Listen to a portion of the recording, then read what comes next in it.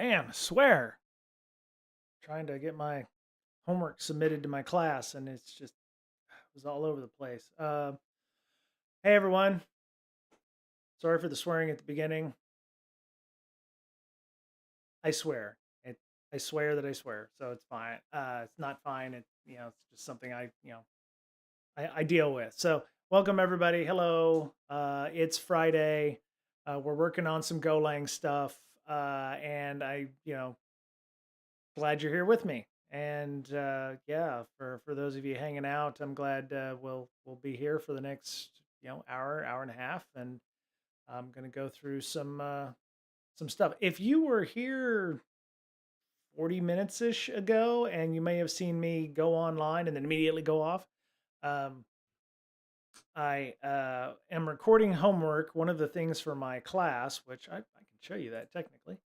Um, so one of the things for my class is you're working on assessing your own leadership imprint, and there's various things that you're going through and reading on, and one of the items is the seven items for dimensions, if you will, of leadership or your leadership imprint, which is authenticity, competence, humility, resolve, warmth, elevation, and faith. Faith being sense of possibility and confidence in what can be achieved. So it's your optimism in this case, and not your religious faith in this case. This is Harvard, by the way, so it's not not GCU or other Bible colleges or what have you. Um, so I was one of the requirements earlier here's one I did. So what they wanted you to do is upload a video talking about the launch of a project, and so I did one video, and then people would critique you on how well or how good you did on certain things, and then you had to do yet another video, which this one was done a couple weeks ago when I still had most of the things in my office and I had my teleprompter and everything. This one was done with obviously no background, and I'm working on Skeleton Crew right now. So the biggest issue I had was I could not submit down here at the bottom of the page. And what they didn't tell you here when the troubleshooting was, hey, you need to watch your video all the way through, which I didn't feel like I need to, but I did it anyway. And once I was able to do that, I had to submit. And that's why I'm a little late. Just long story short.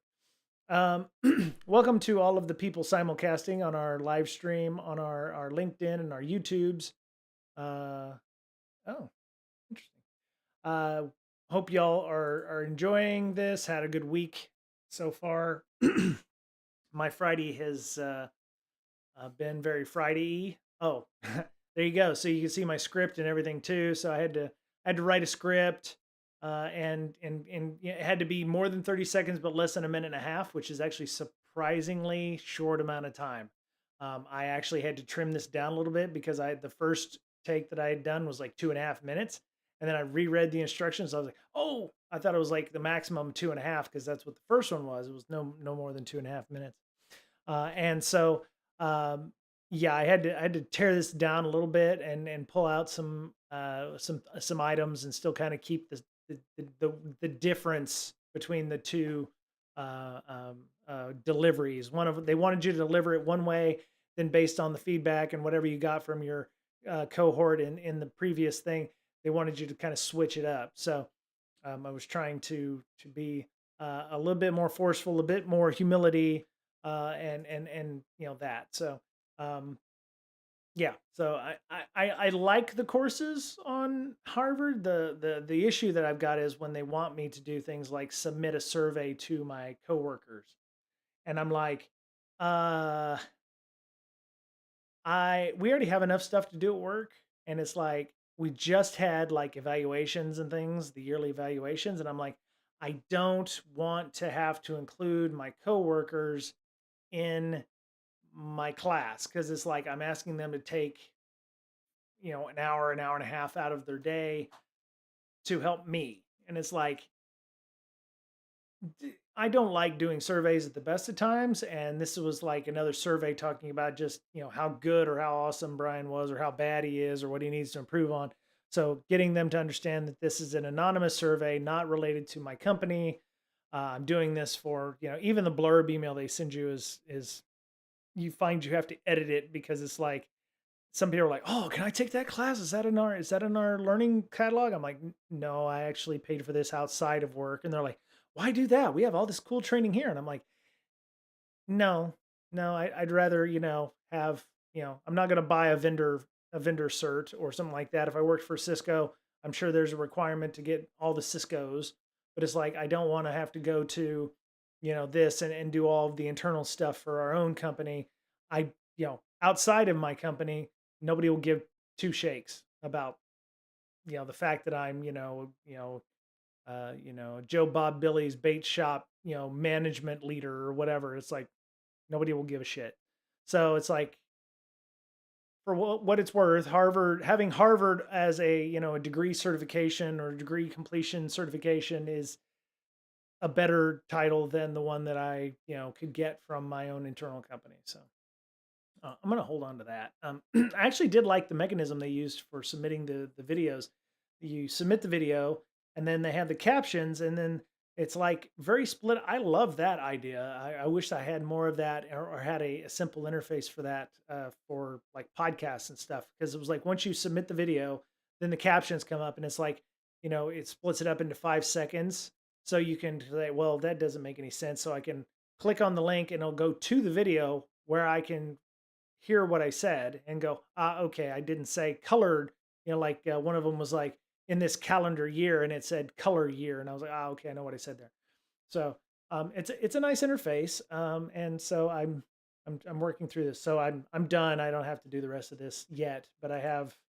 They're broke up into weekly segments. So I've got to go through this, and I got to go through this in 2, 3, 2, 3, 3, and 3, 4. It's due on the 8th. So, and then I've got another whole section for that as well. So that's not the last, is it? Huh. Is that the last? Oh, wow. Okay, so that's the last week of class. Oh, that was quick. Okay. Um, sorry. Okay, so let's get to what we're talking about. Hope everyone's having a good week. Thank you to the one viewer and the numerous lurkers that I have. If you're a lurker power, you know what I'm saying? There you go. So for those of you who were here the last time we did go, which feels like a long time, it's just water. It's just water.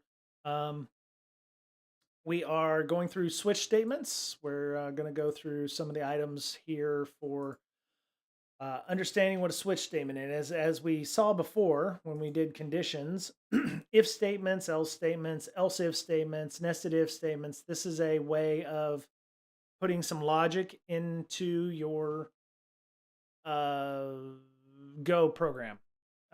If statements, if then statements, if then else if statements. They permeate pretty much all of the programming languages out there.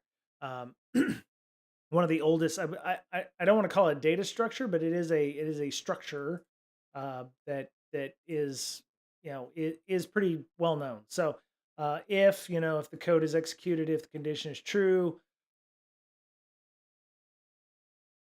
you can nest these if statements. You can then use else statements. So if, then else. So if this is correct and if this is correct, so the then is, if this is correct, then this should be correct. Let me show you an example here. So if else. Oh, now would be a poor time to have an internet connectivity issue. Come on, W3 schools. There we go. Okay. So if the code executed, the condition is true, else execute if the condition is false. So the else is like, well, if all else fails, then do this. So if else, if there's any other condition, run that. So that's what happens. So like here, time, if the time is less than 20, then say, or 18, then say good day because the time is 20. Else, print good evening. Sorry. So in this case, 20 is more than 18. So in this case, time is less than 18, so it would not be correct. So you would say print good evening because the time is 8 o'clock or 2000 hours or whatever. So the switch statements, as they say here, use the switch statements to select one of many code blocks to be executed. They are similar to the ones in C, C++, Java, JavaScript, and PHP. The difference is that it only runs the matched case, so it does not need a break statement. So it seems like, oh, interesting. I didn't know that. Switch statements. So JavaScript switch statements. Okay, so you see, so this is this is W3 schools, but with the JavaScript switch statements, see they need the breaks. Why do they need a break in the first place? Maybe Go is smart enough to go, okay, it's going to match. I believe it matches the first one, or it will match until it gets to the next, case argument, and then it will can stop. So the break is like, otherwise it will continue, processing down through the system here. So it'll go Sunday, Monday, Tuesday, Wednesday, Thursday, Friday, Saturday in Go. To break this up, you actually need to go, okay, case 0, okay, break, and then it's going to basically Control C and move you out of that into the next section. So, um, interesting, interesting. In this case, so yeah, like the result will be Friday. They must have some smart way of saying, okay, today is Friday. Get date. It's of course Friday, so that's the day that we're going to go with. When JavaScript reaches a break keyword, it breaks out of the switch block. This will stop the execution inside the switch block. Okay, so in this case, for Go, it's smart enough, it's new enough that they're not worried about needing a break. It will just automatically, once it's evaluated the code in that block, it won't evaluate anything else. My guess is does it connect on the first? Let's see. The expression is evaluated once. The value of the switch expression is compared to the values in each of the case. If there's a match, the associated code block is executed, and then the default keyword is optional.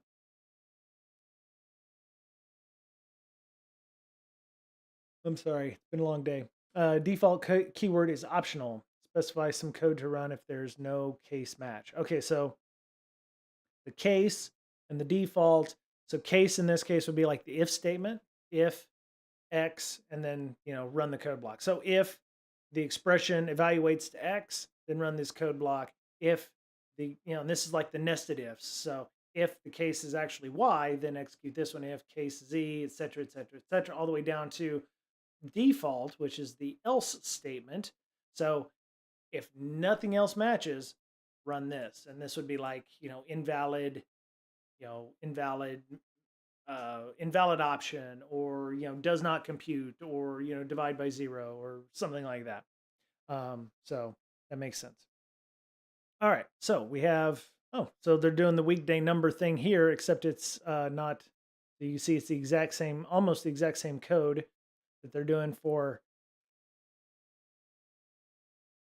get date and in JavaScript, but it's in Go is the same way. So so we'll do function main da da da.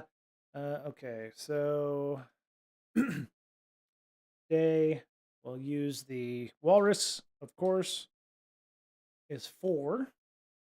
Of course, today is not 4, it's Friday, so it'd be 5 actually, just like in the original experiment. Switch day FMT, and I'm going to save a little time here, so I won't print all of these. Come here, hide. See, they started on Monday instead of Sunday on this example, and not previously. So, oh, oops, okay. Case 1. All right, and then we'll grab this.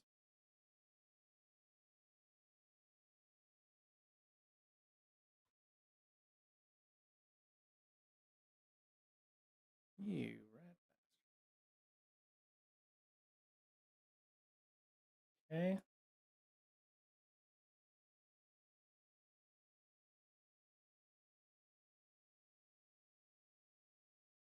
Oh, I see. Okay, I pooched it, so that's what I want to do here. Okay, so this will be case 2. And then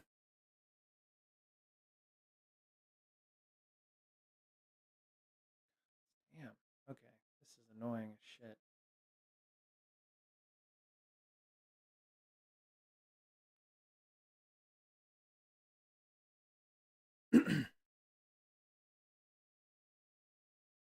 This is why copy pasting doesn't work so well. All right, so we need 3, 4, and then this would be Wednesday, and then Thursday.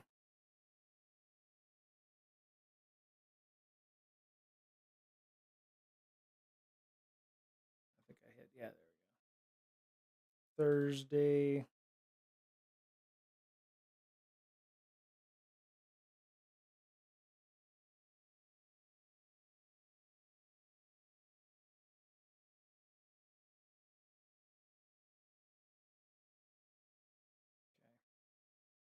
7, 6, and 5.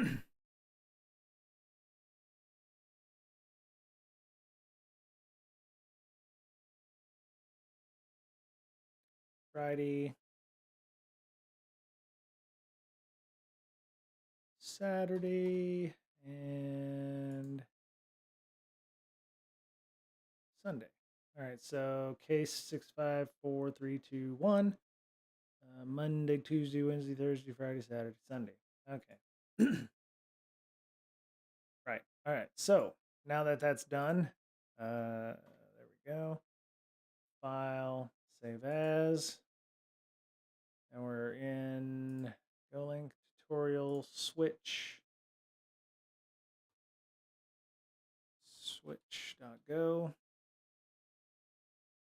Okay. And let's see, Control T, terminal. I do terminal. Okay, view terminal. Oh, there it is. Okay, so cd switch, and then go run switch. And Thursday should be the right answer. And it did. Okay. And if we wanted to change this, this is a nice, simple way.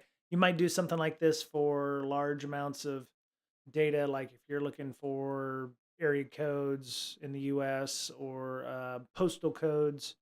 Uh, if it would not be an efficient way of doing it, you would definitely want to use a database connector or whatever. But if you had like only 10 or 15 of those and you wanted to enumerate or do whatever, have different options available to you so that okay, if it's this version, you know you may take user input where it's like select 1 through 7 to be able to do one of these things, pen testing script or something. If you run number 5, you're looking for nmap, so hit 5 and it's going to run case number 5, which is execute an nmap scan here or something like that. There might actually be additional switches on top of that to go, okay, well, you want to run an nmap scan. Do you want to run it on this IP address range or this IP address range or this IP address range? So you might actually pull additional cases. I don't actually know if that works or not, but it sounds logical to me. I would love to be told wrong in chat if anybody is interested in, letting me know that I'm less than correct. So, all right. I'm sure we'll see that in there's multi-case, so I'm guessing we'll be able to see what's going on here. All right, it is possible to have multiple values for each case in the switch statement. Interesting. Okay, so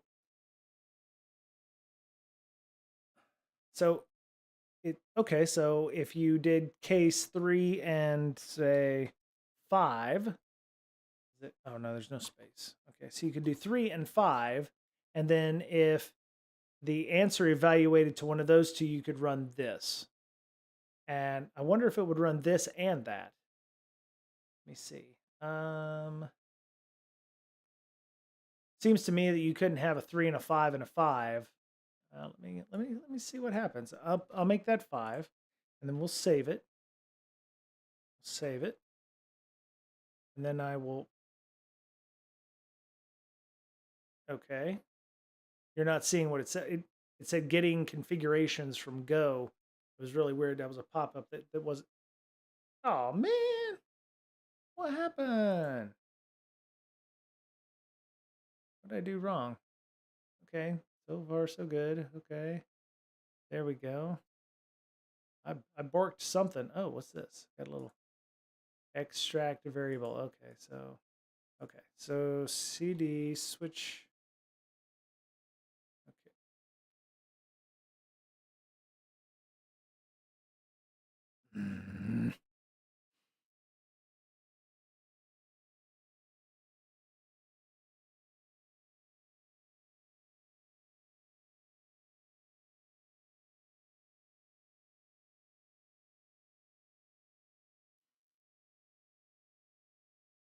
All right, let me figure out what I did wrong here. Close that. All right, let's open the terminal again. Man, you are a rat bastard. Okay, so CD. Oh, it's X drive. Okay.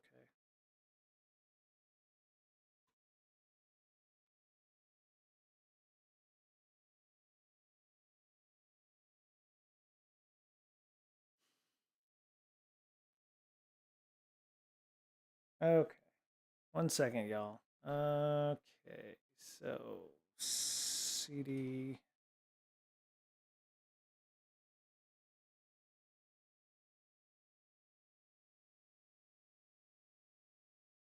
X does not exist.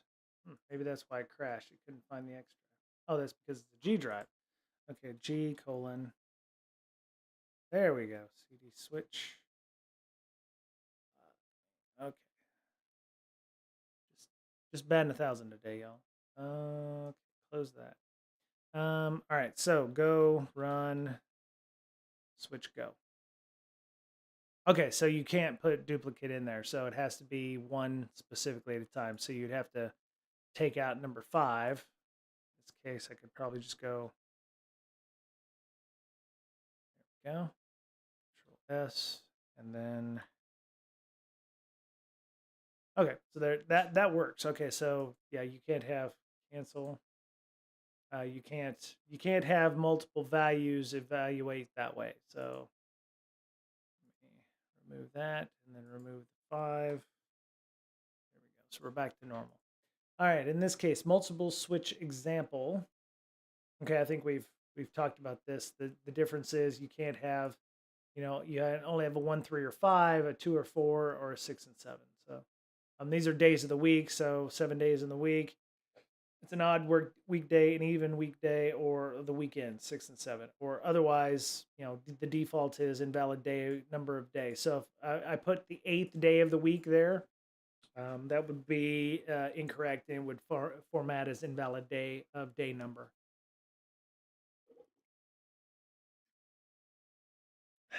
Okay. All right, next. Loop. Oh man. Okay. Loops. And then new file. Loops.go. All right. Let's make sure we save that before we turn it off. I have to go in and make a bunch of commits, so we'll do that later. All right, a for loop, very similar to Bash scripting and all of those. You have there's a for a condition. So for like one of the reasons I use for loops is for like wanting to make changes to all of the file names in a Linux directory or a Windows directory now. You can say for, all the files that end in .mkv, you can rename them to this. So, right, and there's code to be iterated for each one. So for, and then it would say all, because the statement would be all files dot, star first star in this directory, then run this. Here's some for loop examples, which is a far better example than what I could give. So what they're trying to say is here for, if 1 is equal to, or I is equal to 0, I is equal to 0. And of course, they're not setting a variable on this. They're using the walrus to say it's an integer because it's a number, and then say as so. What they're saying here is I is currently equal to 0. So it's set of fact. It's a statement. It's a true thing. So while I, in this case, this is almost a conditional, like a logic statement. So as long as I is less than 5, continue to increment I, and then print I. So what you'll see is you see the statement. So the first line, of course, like this says, is you're going to start with 0. And then as long as I equals 5, continue to increment I until you reach this conditional where it's not true. So, and it's just going to keep running through, which is why they call it a loop. It's going to go, it's going to continue starting over and over and over again. So, let me pop that in, paste. All right. So, there we go. Now it's properly formatted. Import FMT. That's our formatting IO with functions analogous to C. So it's a style sheet or a style format kind of thing.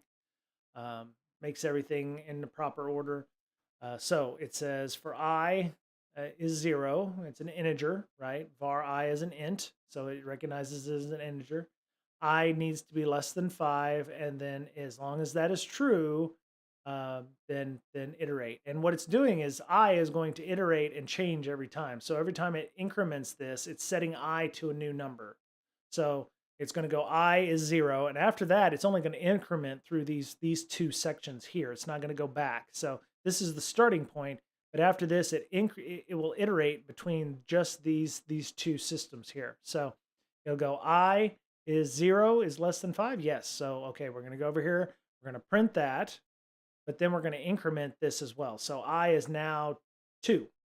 So, or I is now 1. So, okay, is I less than 5? Yes. Okay, we're going to run this again. We're going to print the value of I, which in this case is 1. And then we're going to increment 1, 2, and 3, and then 4. And then when it hits 5, it'll be like, is 5 less than 5? No, it's equal to. So it's done. So it breaks off at that point. So that is a good way of understanding what that is. There's also, I think I mentioned the bash stuff. So one of the ways that you like is powerful about, Linux command line is the bash one-liners, bash for loops, one-liners. There you go. Bash for loop in one line. So maximize it here. So they do something similar. So for, in this case, I equals 1, I is less than or equal to 10. And then what they want you to do is I increment to 2, and then as long as that happens, it wants you to do this. And it's going to continue to increment every time. So it's going to go 1, 2, 3, 4, 5. So if for I is 1 through 5, those are ranges. But for the other one here, this is very similar to what we just saw up here. So I is going to be equal to 1. As long as I is less than or equal to 10, increment I 2. So like it says here, 1, 3, 5, 7, 9. So it's going to go 1 plus 2, go back over here. I is still less than 10 or equal to. So go over here, print welcome, and then add the I, and then increment another 2. So that's why you get the 1, 3, 5, 7, 9. And then of course, once you do it 9 plus 2 is 11. 11 is more than 10, so then the loop terminates. I would imagine at one point back in old timey days, they had to have a break function, kind of like how you saw with the cases, where it was like, it's going to continue trying to do things. I could see it, needing to do some kind of garbage cleanup in that case. But all right, so let me cd dot loops go run / loops, and it should go 0, 1, 2, 3, 4. Now I could do this where it would be like less than or equal to, and what would happen then? It would run until it hit 5, and then it would die. So I'm going to save that, and then I'm going to run this again and see 0 through 5. I could actually What would happen if I do greater than? So if I is greater than or equal to 5, increment. So right now,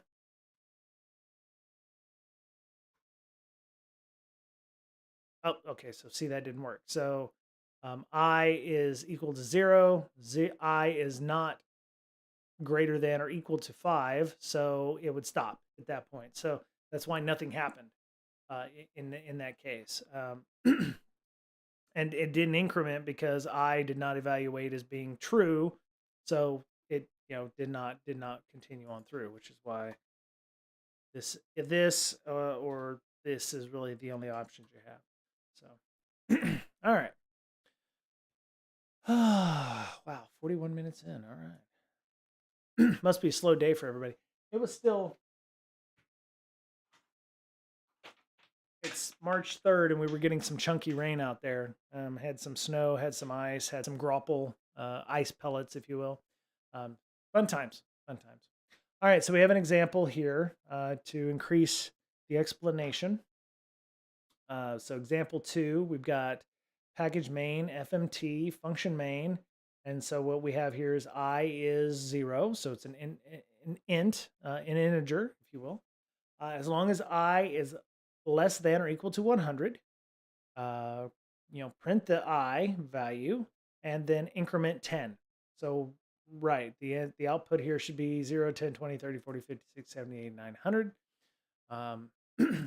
This is very powerful, I think. You can actually do like I'm assuming we don't have, there's for loops, and then there's while, in so let me see, while loops. Python has a while loop. So while I is less than 6, print I and then increment. So it's a different way of doing loops. It is a loop that we can execute a set of statements as long as the condition is true. There's very much, I'm not exactly sure why there would be any differences between the for loops and the while loops. I can definitely see a lot of the same syntax. So you've got your I equals to 1, so you're setting your statement, your true fact. Just like you do with your for loops, you've got your statement, you got your true fact here, I equals 0. You have while I equals 6. So here's your while statement. While I is less than or equal to 100, do this, and then um, increment. So why, the fact, while the conditional is still true, print this and then increment 1. So for the for loops, it's very much the same thing. Here's your statement: while I is less than 100, do this and then increment.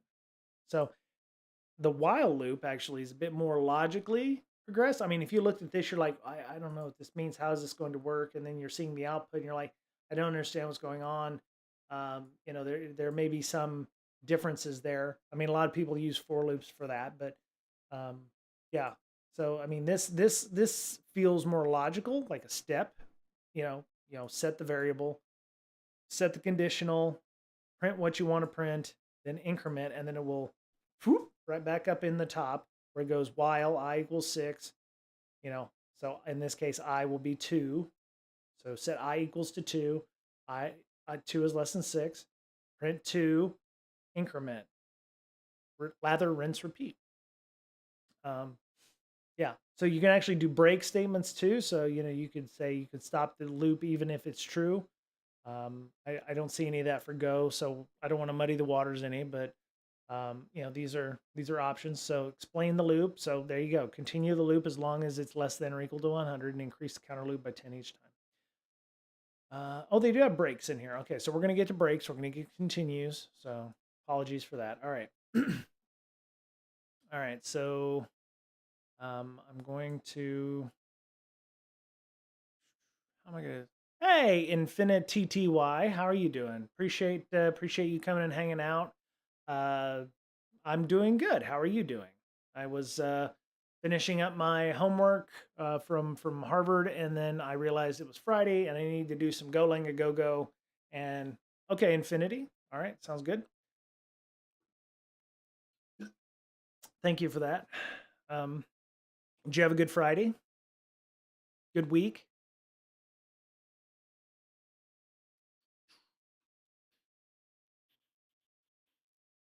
Let me see. I want to put that in there just for an example. But you're actually learning Go too. Are you using W3 schools or are you using something else? Because there's, oh, very cool. Okay. Well, I'm glad you're here. I started going through the Go tutorial. Oh, which book? It's nice and free. Oh, I bet I know about it. Let's I think let's see, where's the programming section? I know we posted up some Go content. Let me see, where is it? One of the fun things about, sure, yeah, share the link. Yeah, here's 12 excellent books to learn Go, I think. Yeah. Let me post this link up too for those folks who may not have joined our Slack yet or our Discord yet. This is a link to 12 excellent free books on learning Go. Um, and there's a Go boot camp. There's a couple of other ones here where you can get involved. What I did was I just picked something like you that wasn't overly expensive. Read cheap.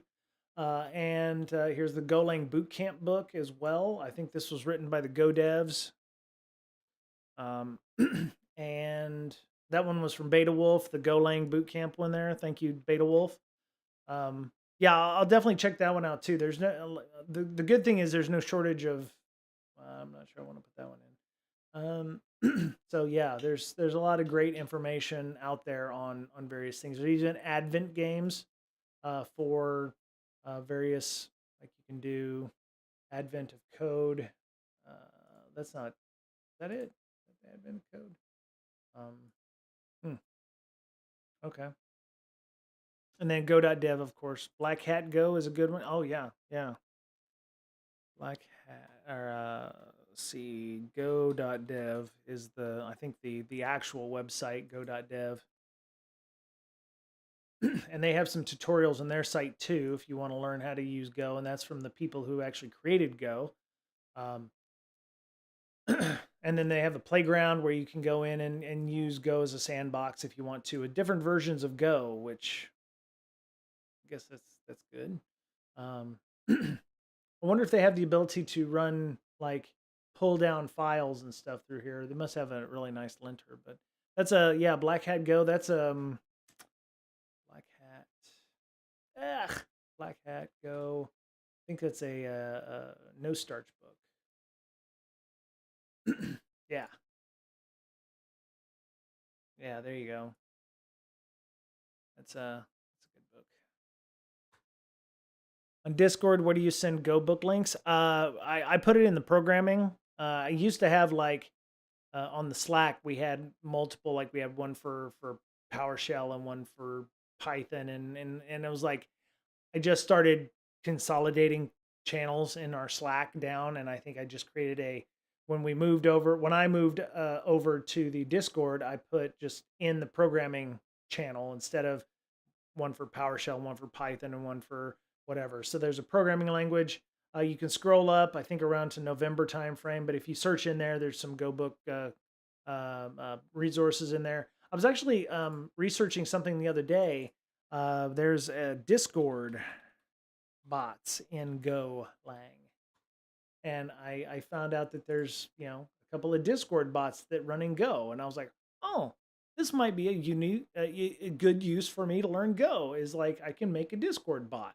Um, I'm not sure what I would make the Discord bot do. Maybe I would just say make it say hello. Maybe I could call it Scott. An Easter egg for those of you who are on the Discord and on Slack. Um, but yeah, so I could. Yeah, yeah. I have no experience on making bots, but it would be a legitimate use of learning Go. I'm sure there's other ways of doing it. You could use Python. You could use all the other ones, but yeah. YouTube channel. I'm all up for YouTube channels. Explain from basic. Yeah, there's a number of tutorials out there, but yeah, appreciate the resources. I think everybody can learn from folks. You know, feel free to post in the YouTube channel. I will do the needful and click on it. And if you own me up, then I'll ban you. So post the YouTube link and I'll click on it, and then we can show everybody what that looks like and make sure that everybody shares and knows. We'll have it. Make sure everybody shares and knows that it's a legit link, and everybody can learn. So. Um, by the way, I'm triple casting this on our LinkedIn page, my LinkedIn page, and our YouTube channel for those of you who are interested in checking that out. Uh, yeah, so this is for some reason not running, but yeah, you can go check that out. But yeah, feel free to post up that YouTube link, and we'll continue on through here. So a continue statement is used to skip one or more iterations of the loop. It then continues with the next iteration in the loop. So this is a do-over or a mulligan. So for I set to 0 right now, as long as it's less than 5, increment like we had before. What it's okay, so there's an if. So this is an if statement. Okay, that makes sense. So what you're going to do is you're going to hit enter and then put if I is equivalent to 3. Um, and then then continue. That's kind of kludgy. Can you? Okay, so you can mix for and if loops together, and then so when you save this, and then you run the loops, it should say so. The output here should be 0, 1, 2, 4. 0, 1, 2, 4. All right, I'm gonna click on the link that was put in our chat.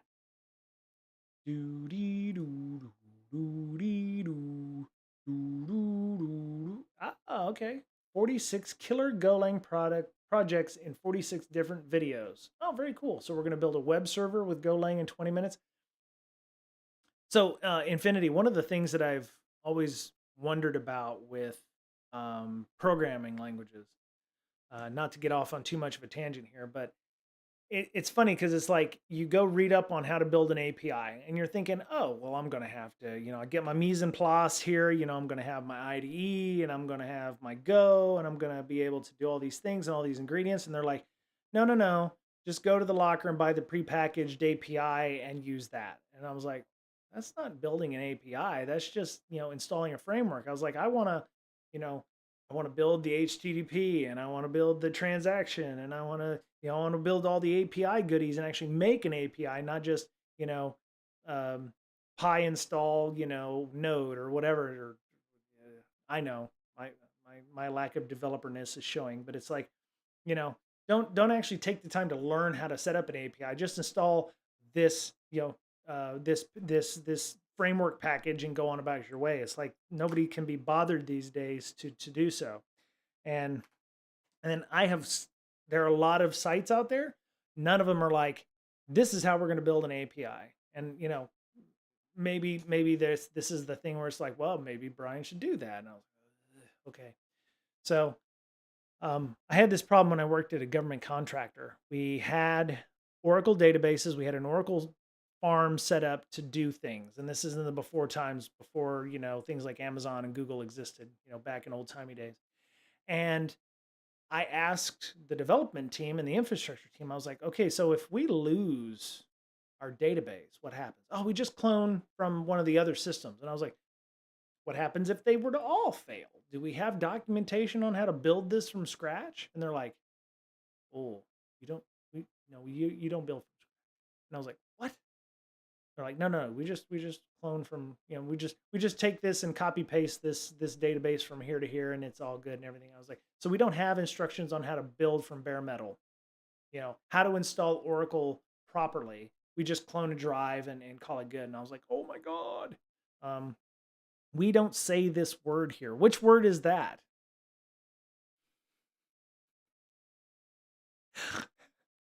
Anyway, it looks like some pretty awesome awesome tutorials here on these things. I'm going to click on the other link too. Just I get a okay. So if you hover over the link in the Discord chat, sometimes you'll get a pop up that will show you like a preview of this. So yeah, I think this was the exact one I found for the Discord bot project. I think I found this person here. So, but yeah, if you highlight the link in the chat, I'm hoping this works. It works for me, but it will tell you what the pop up is: 46 killer Golang products and whatever. Oh yeah, no, yeah, Infinity. I sometimes you just like to know how the sausage is made. You know what I mean? I understand building it from scratch, probably a waste of everybody's time. But you would think at some point somebody would be like, oh, maybe we should build an API from scratch instead of, install 1,500 packages, which may or may not have vulnerabilities in them and do it that way. Sometimes I'd like to know how the sausage is being made. And you know what? Maybe at some point in the future, once I've got enough go under my belt to understand this, maybe I will do that. Maybe I will go through and I will build a Go API from scratch, and it'll be great and suck, and it will be mine, and that's what'll happen. Anyway, so we're continuing on through. We did the break statement, as you can see, BREAK, not BRAKE. Um, well, Infinity, I mean, it would probably take a good bit of research because there's a lot of how-tos out there that are not really how-tos. It's, like I said, you're starting it, not from step 1, from step 10, and then you're just continuing on. So it's like there's a bunch of cruft underneath here. So it might be interesting to see what that means and what it looks like, because I'm sure there's some crusty folks that have actually done this. So yeah, we'll continue on though. But yeah, it's something I've always kind of wanted to do. And if you can build a web server that way through those projects, that's great. I think that's probably part of it, building the transactional bits, building the web server and what have you. So, all right, so the if statement makes a conditional that it will run through. So it will go I 0, I is less than 5, increment I, and then once I hits 3, so it's going to go down here and it's going to process when I hits 3, and it says, well, okay, I'm going to run this, but I says 3, so I'm going to continue. So it's going to automatically scoop back up into the loop logic instead of printing out the I. Me and my friend built an OS from scratch. That's impressive. I used to have a website that was like you wanted to build your own Linux server or your own Linux OS, and it was like, here's how to start with the kernel, and then there was a bunch of stuff. It was back in old timey days when there was no, when YouTube tutorials and how tos. Uh, building a Linux OS from scratch. Yeah, so obviously now we have Phoenix NAP building a Linux kernel from scratch. Here's linuxfromscratch.org. So here's the site. Linuxfromscratch.org is a project that will help you build your shit from scratch. I imagine you only want to do this if you're like wanting to super customize. I mean, like, even the Gen 2 people are like, whoa, that's too much. Don't do that.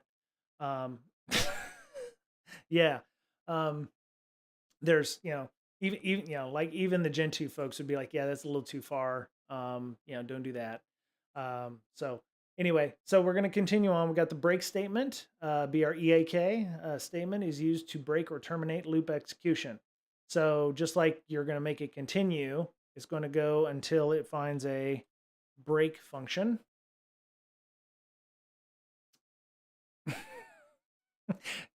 Gen 2 and Arch are all different. I tried Gen 2 several years ago, and one, I did not find the community very welcoming.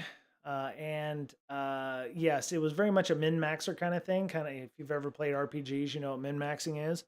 It was very much a min-maxer thing. Every flop that they could get out of their system. Yeah, Pen 2, right. There was also Black Arch at one time for pen testing. Yeah, only in 2 days. Yeah. Um, there's some people just like them some min-maxing. Fedora, I like Fedora. I use a lot of Ubuntu. I also like Debian as well. But yeah, Fedora is nice too. Fedora would have been my second choice, and I've used Red Hat Linux, and then I used Fedora when Red Hat Enterprise Linux came out. So shows you how long I've been using that. Yeah. There's another one. It's kind of agnostic, but there's a pen tester framework. Pen tester framework. It's I think it was started by the binary security folks and Dave Kennedy and them. Pen tester framework or PTF. It's agnostic and it just uses like pull scripts. I don't know. I want to say it's still maintained PTF, but allow you to use that on multiple places. You just need access to. Yeah, here you go. Pen tester framework, PTF. Trusted Sec as one of the maintainers of it. They have a bunch of stuff, but it looks like the commits. I mean, it is fairly old on the commits, but you know, it is what it is. I don't think it's in maintenance mode or anything like that, but it is pretty cool. It's kind of set up if you've ever used Metasploit. It's very similar to that, where you see the same UI or same options for that. So, all right, I'm gonna get back to what it is that I'm doing here. So, but yeah, good discussion. I am yeah, it's I mean, there's definitely more than one way to do pen testing, and some people like them some Gentoo, and some people like Black Arch. Some people like Kali, even though I find Kali bloated, even with using which one is it? It's the lighter weight XFCE desktop. It cuts about a gig or two off if you're trying to make a thumb drive version. But yeah, using the GNOME or the Unity desktop was behemoth at one time. So all right, so we have a break function. So yeah, like it said, 0124. So it's gonna break out.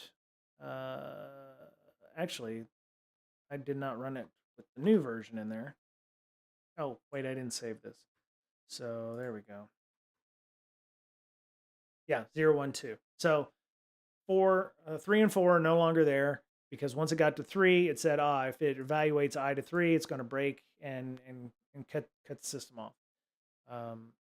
So we have nested loops. Oh God. This one is that's complicated. Okay, so adjective or ADJ walrus 2. What the hell? Oh my God. The inner loop will be executed one time for each iteration of the outer loop. Okay. Okay, so adjective big and tasty. Fruits, 3 strings, apple, orange, and banana. Okay, 4. Okay, so all right, so we have arrays or slices in this case. These are the slices. And then we're going to say for I equals 0. That seems to be the prevalent thing, is I is always equal to 0. And then I less than the length of the adjective. So that's the adjective big and tasty. Increment I. So right now I is oh, I see. Okay, so you're taking there's two values inside of the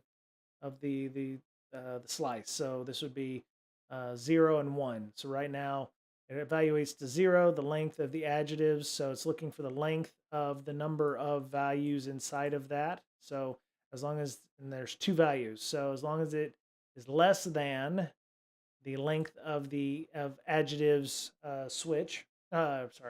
slice, then increment. So you're going to get 1, and then it's going to say big, and then for J, it's going to say apple, just like it has down here. It's going to go big apple, big orange, big banana, tasty apple, tasty orange, tasty banana. So it's going to iterate through all of those every time. I can definitely see the use for that if you're wanting to work through those items. You know what? I'm going to reverse myself there. I don't see a reason for that. Maybe if you're trying to concatenate things together, or I could see that if you're trying to figure out every iteration of 5, 6, and 7, and a different combination of things, like you're mixing and matching shirts and pants, like white pants, black pants, white shirt, black shirt. You've got you're gonna do all the different iterations of white pants and black shirt, and all the different colors and accoutrement, and you're trying to figure out all the different combinations of those systems. Some of those can get fairly large, like this one. 2 values up here, 3 values here is going to be 6. If you put like 4 values up top and 5 values in the bottom, you're going to have a couple. It's going to get large and big, so um, you're going to run through a bunch of different iterations on that. So the range keyword. Oh, how many of these do we have? We have range, and we have, okay, so go exercises. Okay, so range. So range, nested loops, breaks, and continues. Those are the other options here. Okay, so range is a keyword used to more easily iterate over an array, slice, or map. Map. Okay, we haven't talked about maps yet. Maps is down here at the bottom. So we've talked about arrays and slices, but we've not talked about maps. Maps are the last thing in the Go tutorial here before we decide to move on to something bigger and better. So it returns both the index and the value. Range keyword is used like this: for index, value, walrus, array, slicer, map, and then code to be executed for each iteration. All right, so I'm going to yank out this bit. I'm going to yank out this bit, and we'll do the, okay, so we have, close that, shrink that up a bit. Okay, so I can see everything. All right, so we got fruits,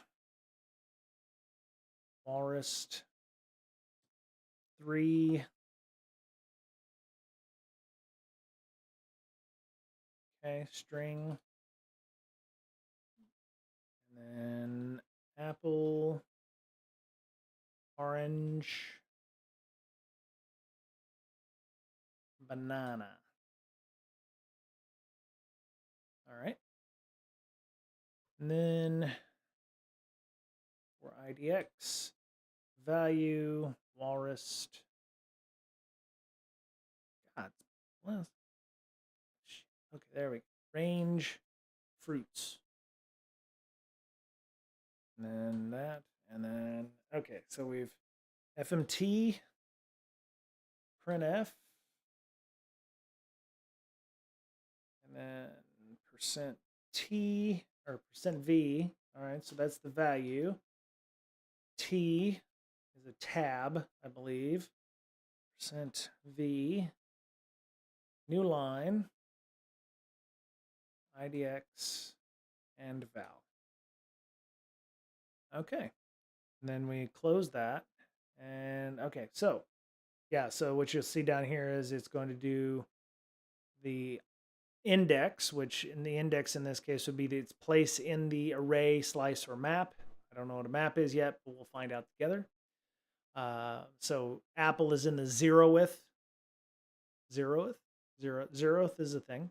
Zeroth position in the slice map or array. Orange is 1, banana is 2. So the index for index 0, val, is in the range of fruits, and you want to print the v, the value, %v, and then %v is the value for the value string. So in this case, this %v would be the orange and the banana and the apple for the second %v, and then it shows them in the right order here. So you could actually reverse these. If you put value here and index here, this output here, the result from in apple, orange, and banana would be reversed. Because your %v's are gonna, you can put as many %v's as you want, but you have to have variables to fill those %v's. So I'm going to save this, and then I'm going to run this loop. So you see 0, 1, and 2, and val. So you do val and IDX, and then you can save and run it again, and it'll reverse itself. There you go. See, it looks a little different, I think, because the tab or the length. I think the length is dependent on the first value in the list. So if you had artichoke and you ran that, I think it will probably butt up against number 3.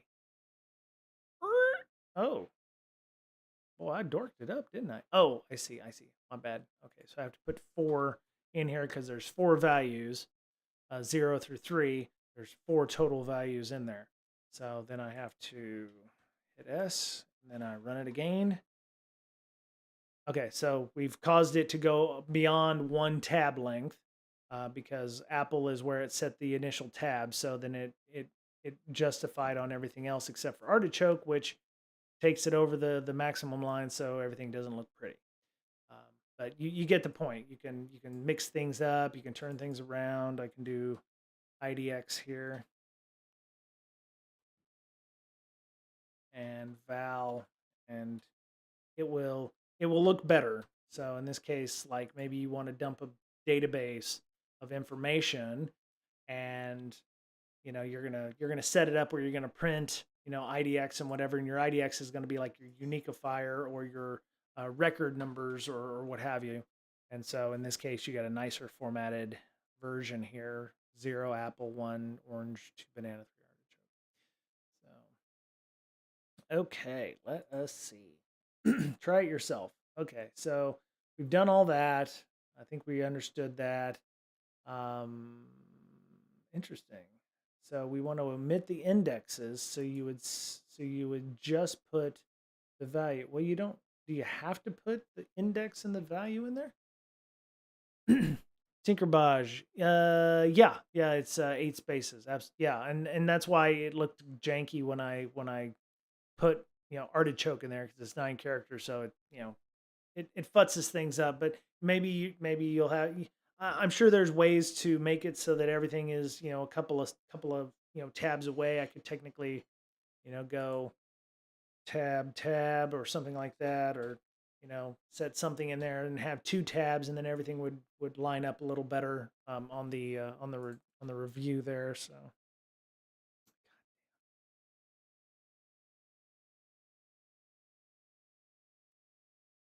yeah, so I did that. Oh, that's ugly. Okay, so I don't know how to make it look pretty, but I'm sure somebody will give me an example of that. But yeah,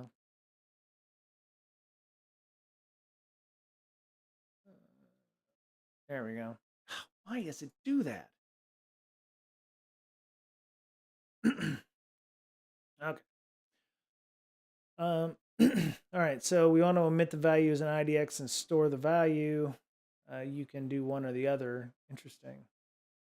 So you can pull the index or the value. Just putting an underscore omits the values, so it won't put the values down.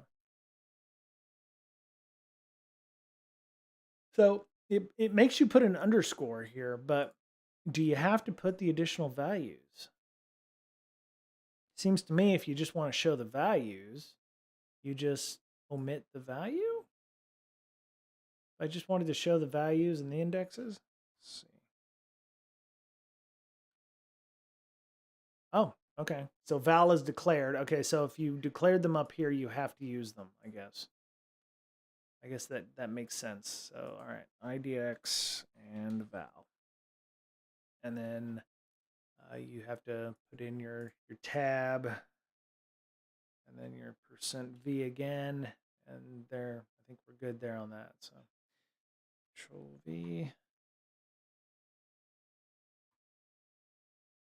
And we're back. Okay. Um, cool. Thank you, Tinkerbaj, for the tab is 8 spaces. Yeah. I prefer spaces, tabs. No, I don't. Yeah. It's all good. Yeah. So let's see. 1 hour 15 minutes. Oh God, I don't know how big functions is. I'm actually maybe not wanting to do functions. It's not all that long, I guess. Okay. Okay, we'll do create and call functions.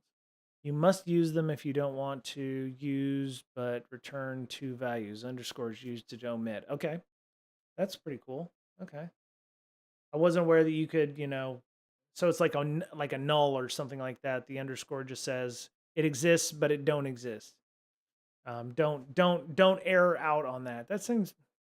I wonder who decided that was a good idea. I'm sure the Go creators did. I can only imagine the debates on that. So, all right. So we're not going to go through all of the functions this week because I'm in a minute, an hour and 16 in. So we'll see how far we get on some of these. So, a function is a block of statements that can be used repeatedly in a program. Okay, a function will not execute automatically when a page loads, and a function will be executed by a call to the function. Okay. So in this case, like, for the longest time, we've been using function main, but you can actually create other functions that can be called. So in this case, they have one called function name. Not the most, what do they call that? Oh, the function name is just an example. Okay. Not to be taken literally, but I mean, you could be one of those developers that actually call it function name, and then people would hate you. Um, but yeah, so all right, functions are not executed immediately. They're safe for later use and can be executed when they're called. In the example below, we create a function called myMessage. The opening curly brace indicates the beginning of the function code, and the closing curly brace indicates the end of the function. Function outputs I just got executed to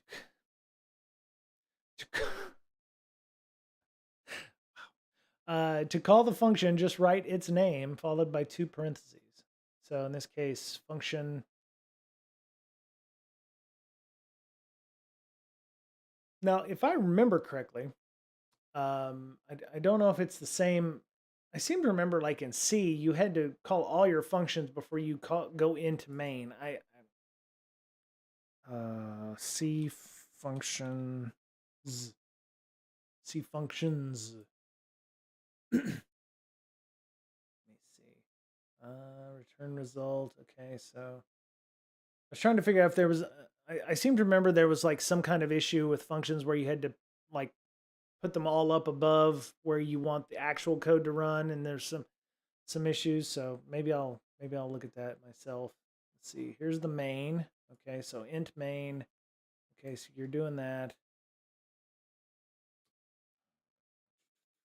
Function returning. Okay, so yeah, so int main. Yeah, right. And then you have here's the function for that, and you're calling it int result. This doesn't look a very good version or example on tutorials point. C functions. There we go. Okay, so int, yes, hello world, return 0. Oh man, where did I go? Oh, there I am. Hello. I don't know what happened to the camera there, but it went ka-chink, ka-chink. Okay. All right, so my function. Okay, so yeah, see, so created a function up above and then called it in main, and then say I just got executed. So they're using a lot of the same functions at the same time. Declared functions are not immediately executed. They're safe for later use.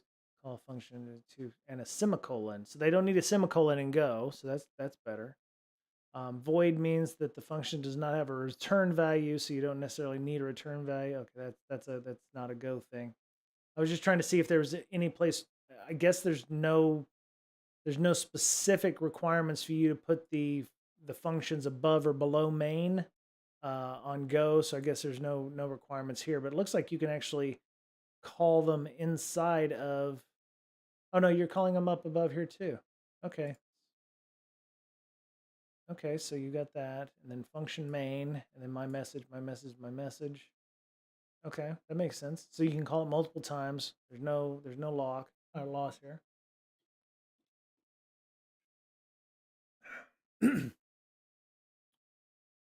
Naming rules for Go functions. It must start with a letter. Function name can only contain alphanumeric characters and underscores, A through Z, 0 through 9, and underscore. Functions are case sensitive. Sure. They cannot contain spaces. Woohoo! And if the function name consists of multiple words, if the function name consists of multiple words, techniques introduced for multi-word variable naming can be used. Hmm. What's this? Multi-variable declaration. No, that's not what I was talking about. Where's the multi-word? Multi-word variable naming. Huh. Seems like this sounds familiar. Let's see. A and B, 7 and 6. Okay. So in this case, it looks like format println is a function, and it's using A as the output there. So it's taking A as as like an input. So all these print functions that we're doing are functions that are called inside of Go as well. Um, so the format println is taking this as an input. I just got executed, and so your function is actually calling another function called fmt.println, unless I'm incorrect here, but that's what it looks like to me. So you got a function calling another function, um, and of course everything in main is being called anyway. So function, function, function. So they're all functions there. Naming rules: Go exercises. Create a function called my function and call it inside main. Right. So println takes any type and prints it and adds a new line on the end. So yeah, but println is still a function, right? I mean, that's where the the little the bits are. It's just taking everything inside of that and taking any type and printing it out. Right. Right. Okay. Very cool. Okay. All right. Well, I don't want to go any further, and it's not because I don't want to. It's because there seems to be a lot here for these functions, and I think I want to be at my utmost to make this happen. So, Tinker Bosch, thank you for coming and hanging out, being a new first time chatter. I don't know if it's because of the programming and the GoLang stuff tags that I've added, but I appreciate that. Thank you, Tinker Bosch. Appreciate you. And thank you to Meh TV for also following us yesterday. So I appreciate that. I'll be doing this on Fridays as per normal. So Infinity, if you want to come back and hang out, we only got a few more left. So once we do functions, structs, and maps, I don't want to say I don't know where to go, but like maybe some of those additional, maybe we'll do those 46 videos of 46 different things, and make us some Discord bots. But um, I mean, my ultimate goal is just to learn a programming language to the point where I don't feel like I'm ignorant about it. I think I'm doing pretty good right now going through this. I'm not looking for a job for this. I have a very decent job. Yeah, Tinkerbodge, I appreciate the feedback there in the comments. You know, we're all just trying to learn. We're all noobs here, so I appreciate you imparting your knowledge here. So yeah, I'll be back next Friday. We'll talk a little bit more, spend a little bit more time. I'll probably have a bit more packed. For those of you who don't know, I'm moving to San Diego in July, and looking forward to getting involved in the security and maybe programming and startup community down there. So, but yeah, it looks like it's going to be a long weekend for me. And otherwise, I hope you have a good weekend and take it easy. And yeah, take care of yourselves, because as we're fond of saying here, you're the only you have. And hope you have a good day. Later. Bye, y'all.